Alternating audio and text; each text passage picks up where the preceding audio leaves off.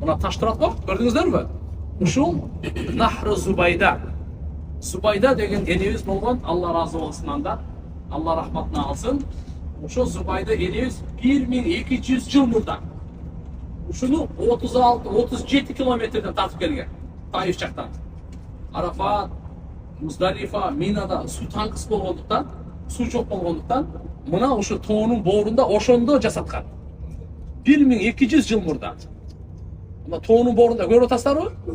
Ошондо ошол убактагы инженерлерге айткан экен, проектин чызып келгиле десе, анан энебизге келип айтышыптыр, өтө кымбат түшүп калат экен десе, кетмен менен бир чапканы 1 динар болсо мен курдурам деген экен. Бир кетмен чапканда 1 динар курдурам, кургула деген экен. Давай. Эсепти кийин эсептешебиз деп. Анан машалла ал энебиз Зубайда энебиз өтө таква болгон. Өтө Аллаху акбар, ушундай кайрымдуу, бай дагы, берешен дагы, укмуш болгон да. Ушуга кеткен 1.700.000 мискал динар кеткен, алтын кеткен. 7 тонна 225 килограмм алтын сартаган. Ушуну тартырып, ошол доордо сизче 10 грамм алтын менен 1 жыл жашайсыңыз. Канча тонна? 10 грамм менен жашайсың 1 жыл.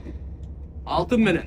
А мынага эми карап туруңуз, ошол доордо 1200 жыл мурда. Азыр бул 100 жылдай эле болуп калды киши токтоп калганына. 100 жылдай эле. Үммөт ушул каналдан, ушу энебиздин суусу тартып келген суусунан, элестетиңиз. 1150 жыл суу ичти. Не деген керемет. Азыр иншалла Саудия Арабия падышачылыгынан Алла разы болсун. Ушулар атайы ушунучу реконструкция кылганга акча бөлүп, кайрадан ошо сууну тартканга неме кылып аракет кылып атыштыр. Ошо Таиф жактан келет. Бул жолду 36-37 40 километрге жакыныраактан тартырып келген. Анан эсеп китебине бүткөндөн кийин алып келген да, отчетторчу. Анан сууга ырыткан ошо эсепти эсеп күнгө таштадык деген кыямат күнү. То есть мындай бирөөгө мындай эме кылбайын, ана кылайын, мындай кылбайын деген кеп да. Зубайда энебиз Харун Рашид деген падышанын аялы болгон. Ошол убакта момундардын падышасы Харун Рашид деген болгон. Ал дагы өтө салих, таква болгон, аялына тан бериш керек. 2000 Куран жаттаган кыз үйүндө 24 саат тынымсыз Куран окуп турган. 2000, ар бирин 2 саат, 3 сааттан бөлүп алып, 2000.